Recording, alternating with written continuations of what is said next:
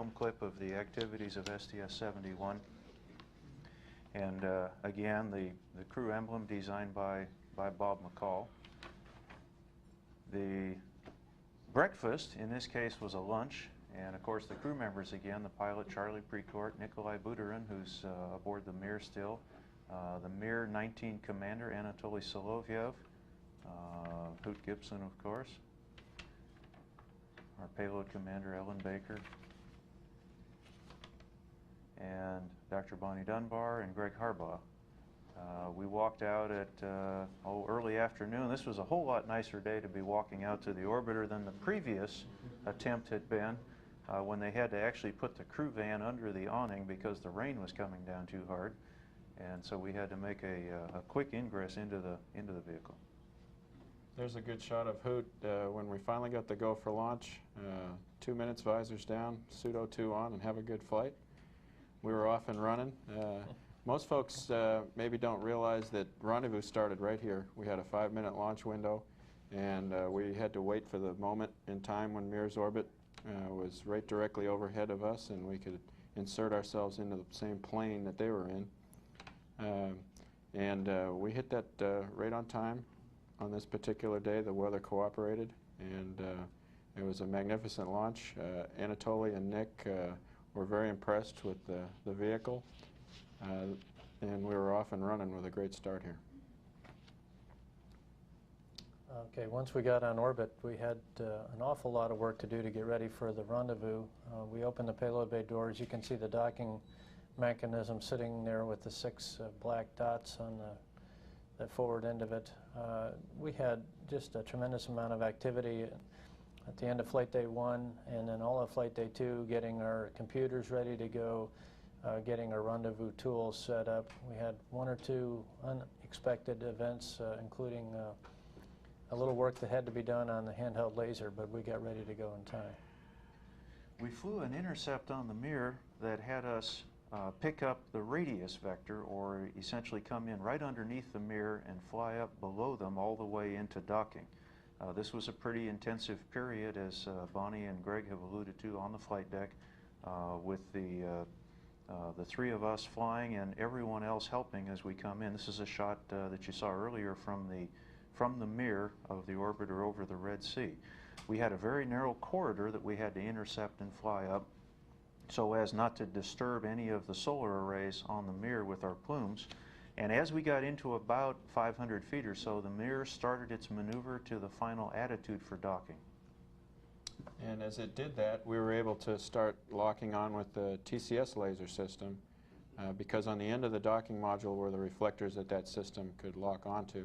So I'm coordinating that activity here with the ground controllers, and you'll see a shot here briefly of that final maneuver. You can see the docking node in the center there starting to come more in alignment with our axis, and you can also see the relative motion of the solar arrays in this particular view.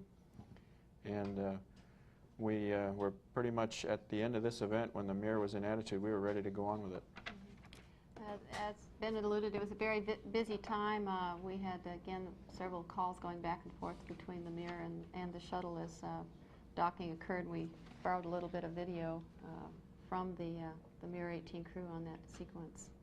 As you may recall, we moved into 30 feet and held for 5 minutes, waiting for the timing to get exactly right.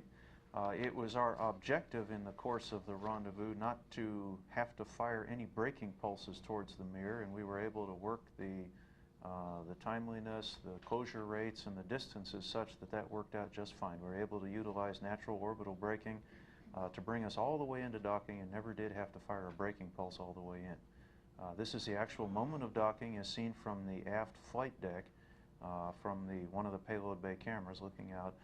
And this is a shot that came down to the ground that showed both the centerline camera view as well as the view out the aft flight deck. As you probably recall, we had a very tight window on the actual docking.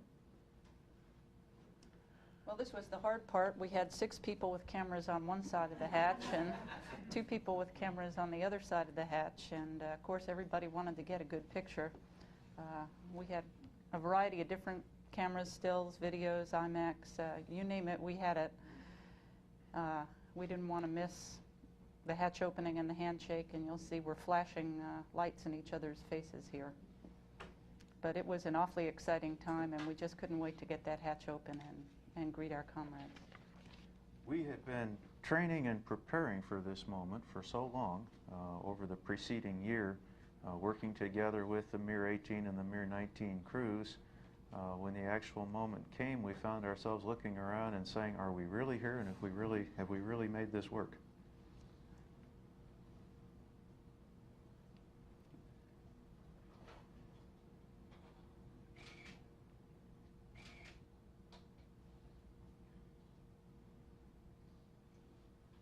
We had just a very brief greeting and a very brief ceremony, if you will, at the actual hatch. And of course, this was the first time that we had seen Norm and Volodya and Gennady, I guess in the previous, 8 months, I guess it had been since we had seen them. And of course, going a little out of plan, we had a plan prior to this, and first thing we did was take that plan and toss it, and we all lined up and went into the Mir at that time. All 10 of us, I guess, were in there at that time, and I kept the camera running as we went through the Kristall module and arrived in the base block where we did our welcoming ceremony, I think.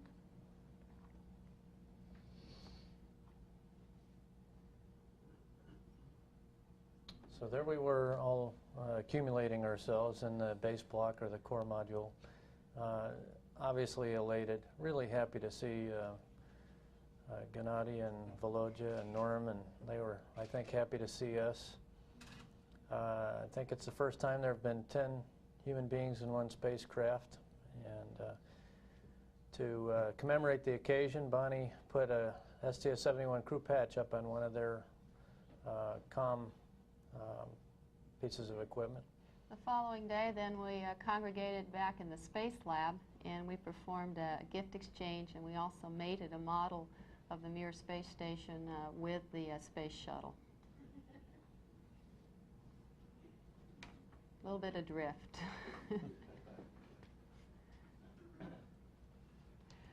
There's also a tour of the space shuttle that was conducted for Russian audiences. Norm did this, and in these sequences he's taking Gennady around the shuttle, and he'll later narrate this for a Russian audience, first in the commander's seat and now back in the aft flight deck where Charlie is showing him the controls for the docking adapter. Well, once we got all the PAO events out of the way, we could get to work on some of the science objectives of the flight, and the day after docking we did start on some of the experiments. We had a small series of experiments to do on this flight that looked primarily at the cardiovascular system, exercise, fitness, endurance, those sorts of things, and also some metabolic studies to look at biochemical, hormonal changes in the blood, changes in the blood chemistry, things like that. And Bonnie and I orchestrated most of this. Couldn't have done it, obviously, without our subjects' participation and full cooperation. And it was a pretty long day. As Ellen mentioned, we had rehearsed this before, and with our Payload Operations Control Center down here on the ground, the POC. It all went as planned. As was previously mentioned, we performed several baro experiments on all 3 of the subjects, got some excellent quality data. We're very happy with it. Ellen also performed a number of metabolic experiments called MGAS. Here she's connecting up a rebreathing bag to Volodya. And we also flew the lower body negative pressure device as a joint experiment between the Russians and the Americans. We had principal investigators from both countries on all of our studies. The Russians used lower body negative pressure as a countermeasure. We use it as a research tool, and we used it as a little of both on this flight. Greg is wincing because he's having his blood taken there, and he'd rather be jogging like I am here, I think. It didn't really hurt. Okay, as mentioned earlier, we did an awful lot of transferring of equipment, scientific and materiel. Here Hoot is transferring something called the PCG, and it's just one example of the tremendous amount of effort we put into those 5 dock days and moving stuff back and forth between the 2 vehicles. One unsung tremendous capability of the shuttle is its ability to return hardware back to Earth, and we took full advantage of it on this flight. One of the more pleasant things we had the opportunity to do was talk to school kids around the world. We had SAREX contacts in California, Texas, New Jersey, Massachusetts, and over in Russia. We used the SAREX radios on board both the station Mir and the shuttle. And as we showed in our slide, one of the big moments for us was to be able to show the new rocket's emblem and present the shirt to Anatoly, who promptly put it on and decided to demonstrate his basketball style, which I'm sure that is the envy of anyone who's been in zero G. Here we are closing the hatch, and we've already said our last goodbye there. And then there's Anatoly saying goodbye to us, eating a tortilla through one of the viewports on Kvant. Or Crystal, I guess that is. Greg and Bonnie were talking there about getting pressure checks done as we prepared for this moment. The Soyuz undocks from the Mir on the opposite end of the station and begins its fly around. We watched it with amazement at how well controlled it was and how stable. And Ellen's in the process of snapping it on the IMAX here, which came out quite well. We got to review that the other day. But Anatoly flew out of plane here, as you see him moving between the panels to a position about 60, 80 meters to the commander's side of the orbiter, I guess the port side, and station kept there while we prepared to do our undocking. These scenes make the Soyuz look pretty small and look pretty far away. Let me tell you how close he looked when he was sitting out there. His, I guess he had a laser rangefinder, and you can see some of the jet firings here as he was holding attitude just right out the window. We felt like we could reach out and touch him because he was that close to us. His range, I think, was about 65 meters, but again, he looked very, very close as the actual time for undocking approached. At about 3 minutes prior to the actual separation, I sent the command to open the hooks, and everything worked just like clockwork. That mechanism worked superbly. And there was a set of push-off springs that separated the 2 vehicles initially, and then at about 2 feet, Hoot initiated a separation maneuver, 4 pulses, to complete the SEP sequence. This is a view, I guess, from the Soyuz, looking at us as we do that undocking.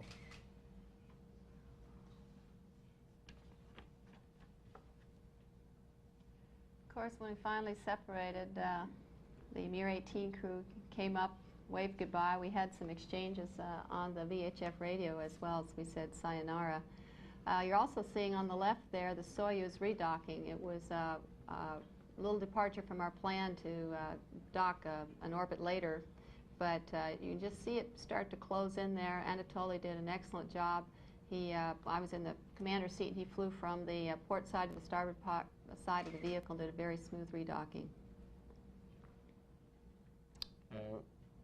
As we completed that part of the fly around and got the photo there, we started a complete revolution around the Mir and got these real pretty views of the station.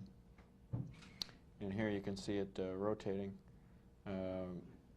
The folks on the ground were very interested to see views of the different sides of the Mir to see what kind of condition it's been in after a long exposure to space. As Charlie mentioned, we flew all the way around the Mir, doing more than a 360-degree fly around, and finally got to a point overhead the Mir on what we call the -R bar, and did our final separation burn and started translating away from the Mir space station.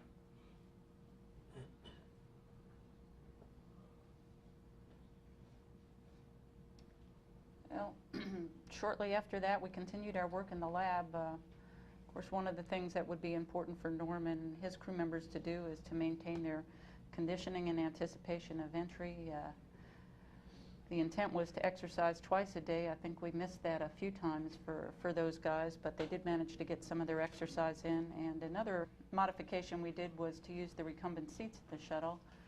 so that they would have the gravity vector going through the chest rather than from the head to the toes, and make the G-forces of re-entry a lot easier on them.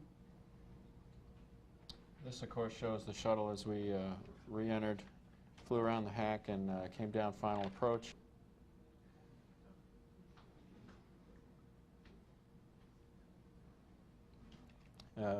The one little surprise we got on final was a master alarm, which proved to be a false sensor indication, but we just pressed right on. At 300 feet, I lowered the gear here, and Hoot set up on the outer glide path just nice and solid and brought it on in.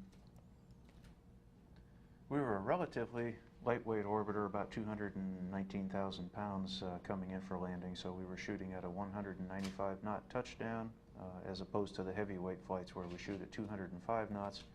And this is us touching down on runway 15 at the Kennedy Space Center on July the 7th, ending a very successful 10-day flight.